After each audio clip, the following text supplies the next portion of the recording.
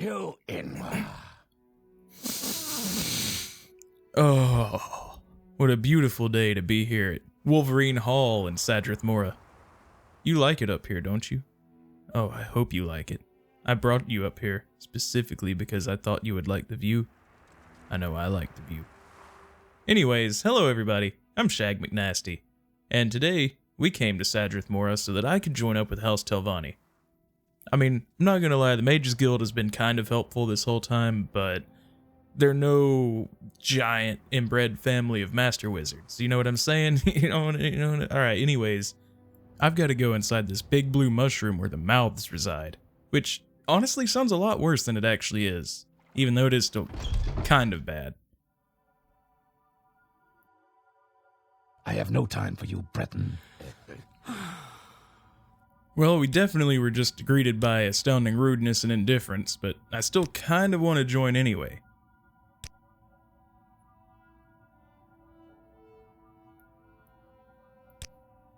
Yeah, let's see what these rules are here.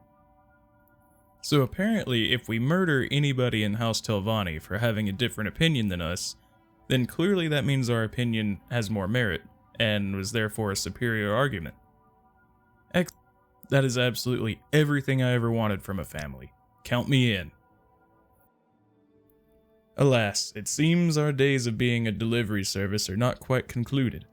I grabbed some chores from everybody in the big fungus room, including everyone's shopping lists, which required me to deliver a coded message, deliver some clothes, pick up some slowed soap, and some muck, and I feel like there was some other thing that I'm forgetting. Oh, ask a guy 3 questions, that's what it is.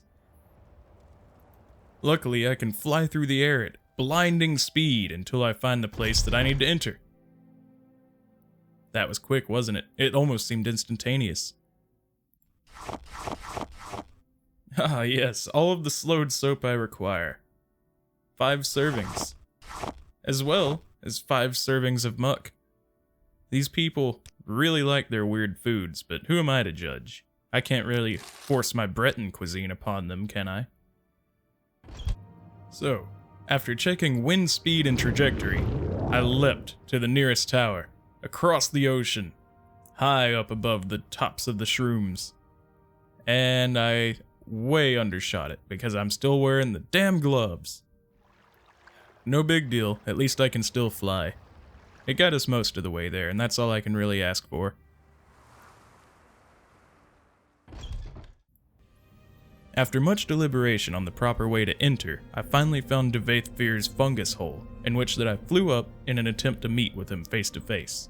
After all, I did have a coded message to bring to him, and those things don't deliver themselves quite yet. I will listen, Outlander, but make it quick.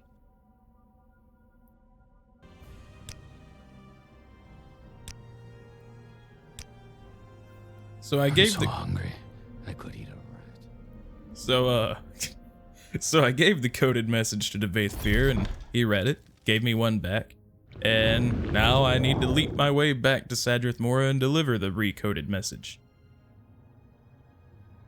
He also mentioned something about having a dungeon to plunder there in his fungus hole. I don't know. I mean, I might come back and plunder his dungeon later, whenever you're all not watching.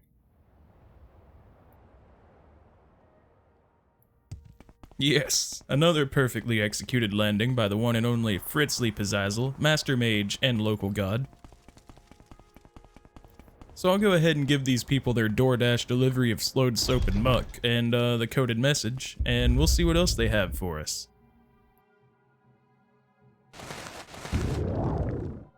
You may speak.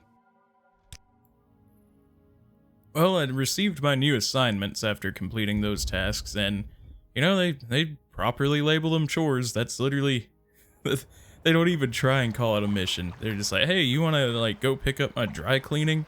So, you know, I'm kind of sick of doing chores already, even though it hasn't cost me a lot of effort. So, yeah, I'm gonna try and get out of here, go and explore, see if I can pick something up from another mushroom nearby.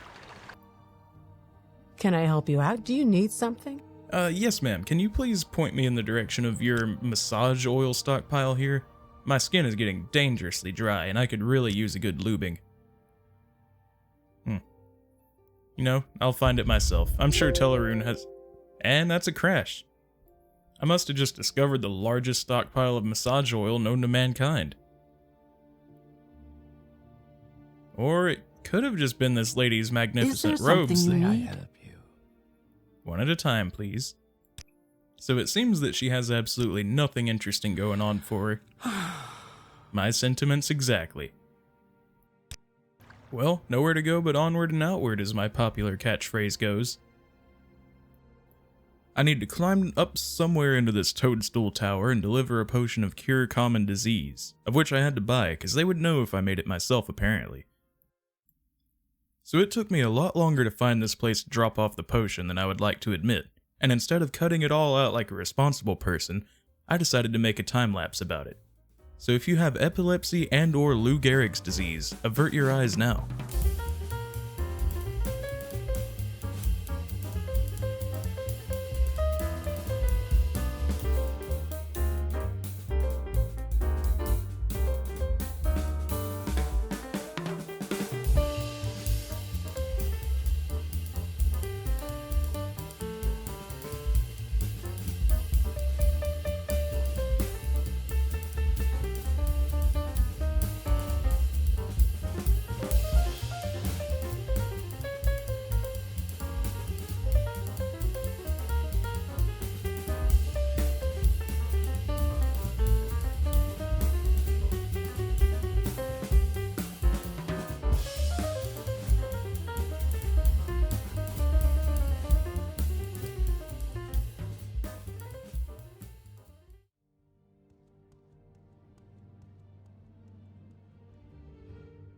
Yes! I finally found my man before I turned to dust from old age. Surely it was worth it. Oh. I don't know what I was expecting. So putting that behind me, I flew to the lovely cliff racer infested tower of fuck if I remember to deliver a new set of clothes to some insane lady. Sweet skooma. And with those words, this little naked man immediately caught my undivided attention, so I had to strike up a conversation with him. It seems that he actually wanted to wear the skirt that I brought for the woman here, which really pissed her off.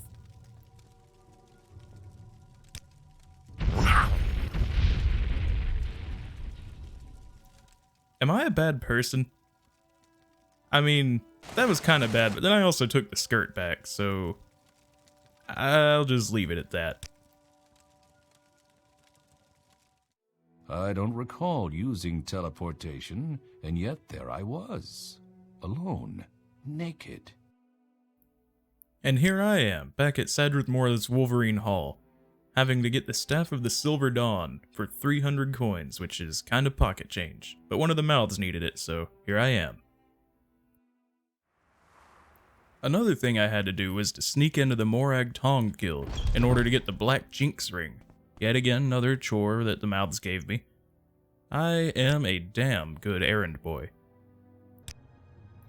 This handsome mohawked Morag Tong man is the one with the Black Jinx ring that I need. He was kind of tight-lipped about it though, so I had to charm him, and then he spilled his guts all about it. And the only way that he would give me the ring is if I in turn spilled his guts. Die, Fetcher! And I challenged him to a friendly fight. This is surely the most intense fight I would ever take part in my entire short life. Die, Fetcher!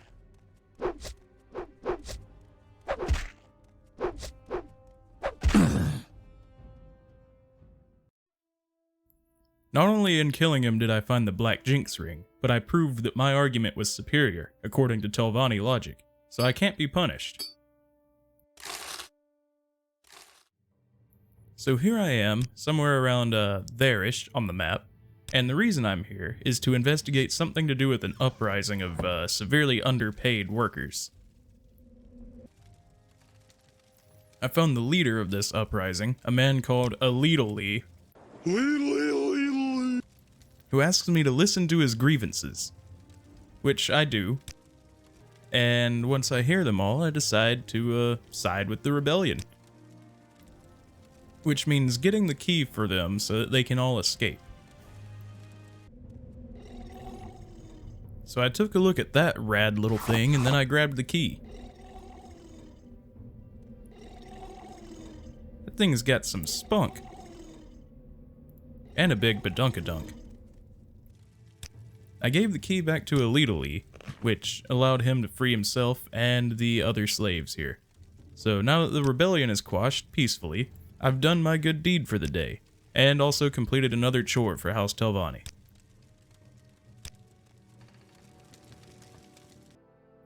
As I was flying home, I found a marvelous statue of Lady Azura, the Daedric Prince of Moon and Star. I admired the view for just a little bit before going inside the temple.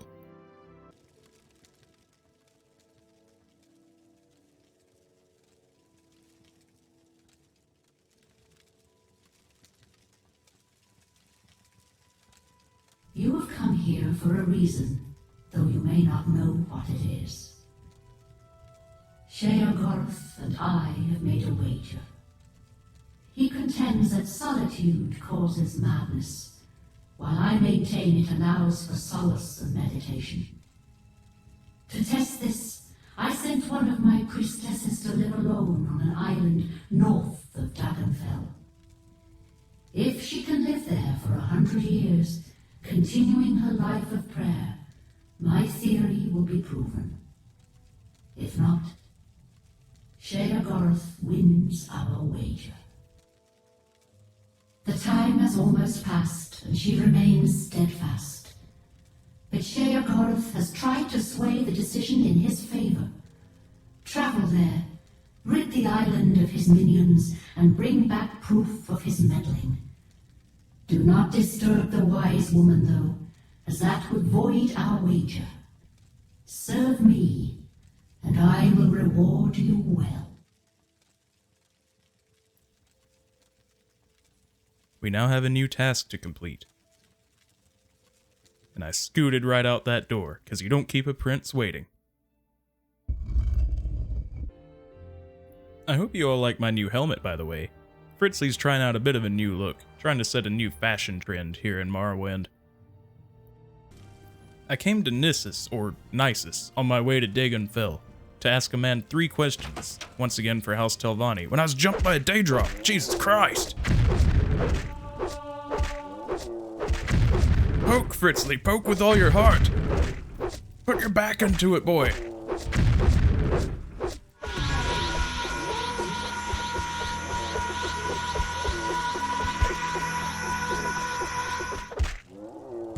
It is done! I didn't even have to reach my final form. So this man here is the one that I needed to ask the 3 questions to.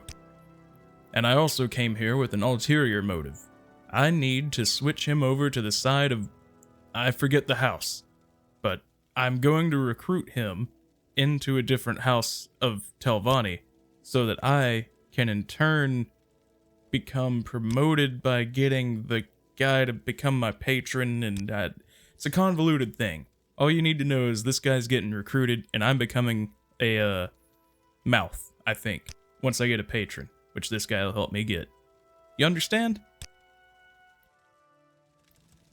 And with that, we've now reached the conclusion of this video. I will allow you to gaze upon me and my cephalopod helm glory as I exit these maze-like corridors back into Nissus, whatever. But thank you all for watching. This was quite a lot of footage. Oh look, I'm back with the mouths. This was quite a lot of footage that I had to sift through. What do you want of me, Outlander? Lawman of House Telvanni. I can't get a word in. What can I do for you? Okay, well anyways, bye guys, see you later.